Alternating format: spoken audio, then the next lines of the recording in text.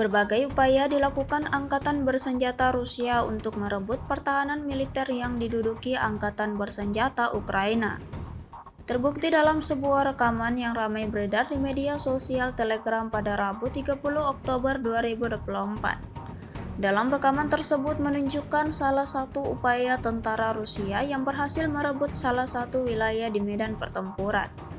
Pengibaran bendera Rusia dilakukan di kota Selidovo yang pembebasannya sebelumnya diumumkan oleh Kementerian Pertahanan Rusia. Sejak insiden ini belum ada tanggapan resmi yang dikeluarkan Angkatan Bersenjata Ukraina.